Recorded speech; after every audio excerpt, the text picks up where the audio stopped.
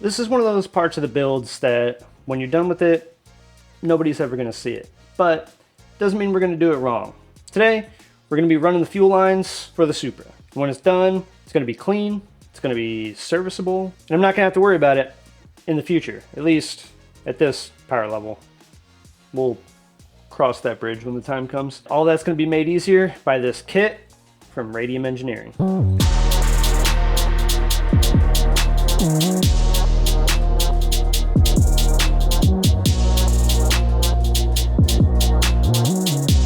First thing we're going to have to do is get underneath this thing, start taking out all the factory fuel lines. We're going to start back here underneath the car, where we're going to remove some of the shielding underneath the gas tank so that we can drop the gas tank down a little bit and access the top of it slightly mo better.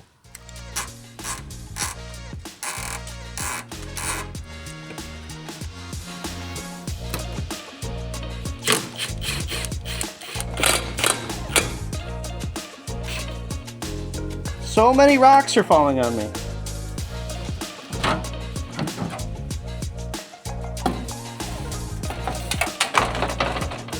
I think we're gonna have a decent weight savings in just rocks.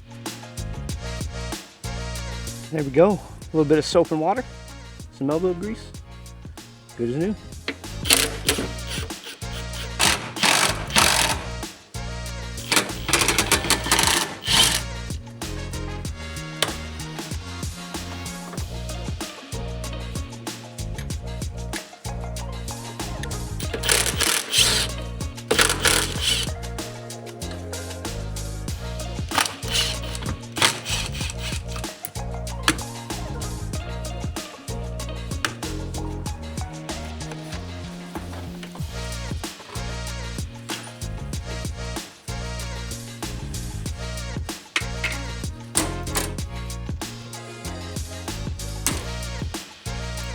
Okay, back from underneath the car temporarily. Finally got all the fuel lines out of the car.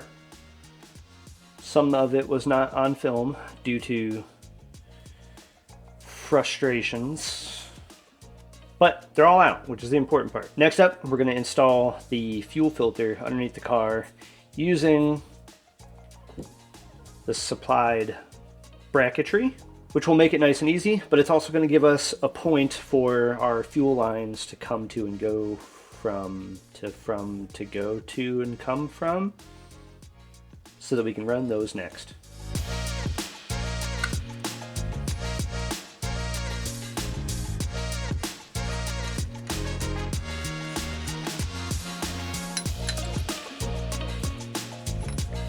Now we go back underneath the car.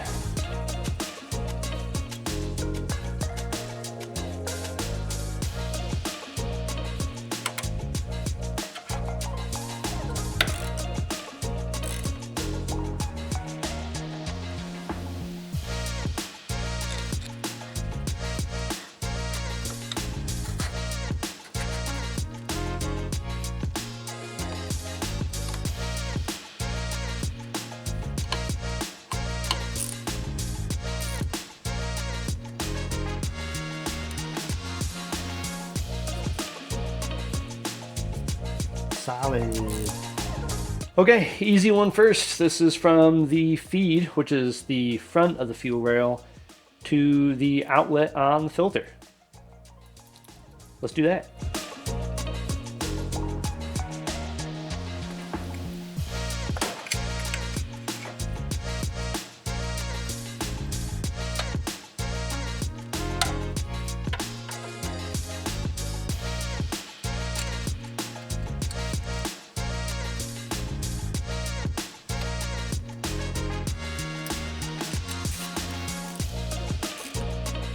All right, now we're gonna run the feed line from the fuel pump hanger to the fuel filter. To the back of the car we go.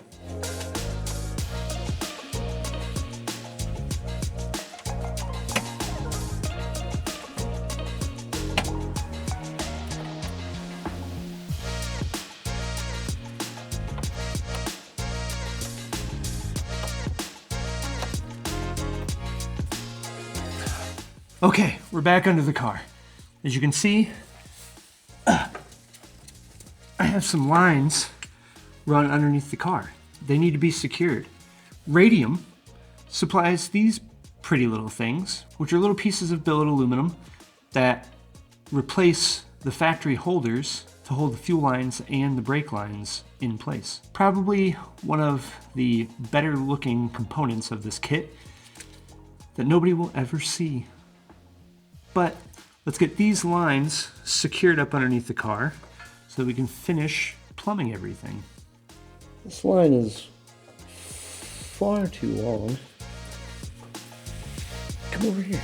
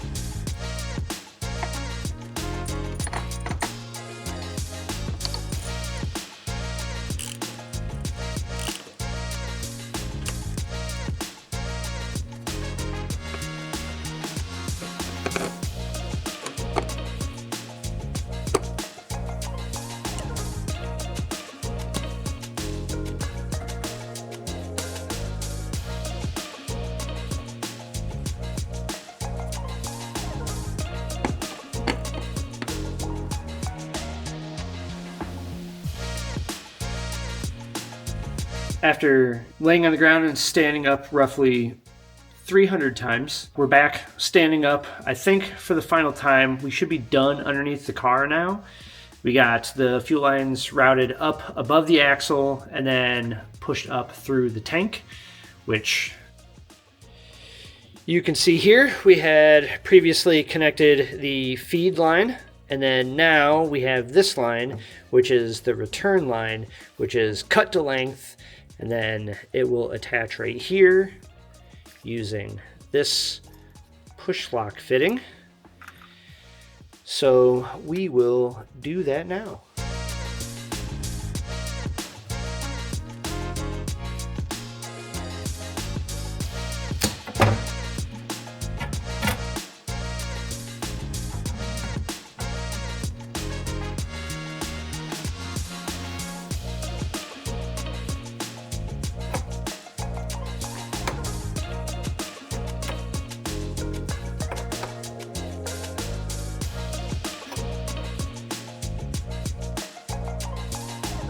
This car's fuel plumbing is now officially done. I still have to do the wiring, which is why I've left the gas tank down just a little bit. Make it a little bit easier to get in there and pull some wires through, because I do have a kit from Powerhouse Racing that adds relays. We're going to be running the second pump off of a trigger inside the ECU. So once we get all of that stuff put in, the wiring will come then, because we'll have to run all the trigger wires and everything.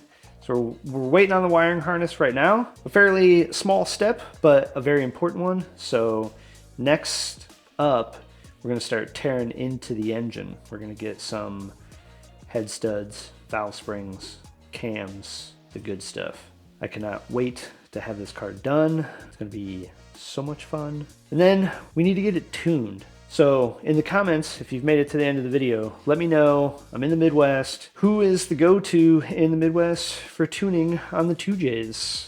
Let me know, and make sure you're subscribed so that you can find out exactly where this car ends up and how much power it makes. See ya.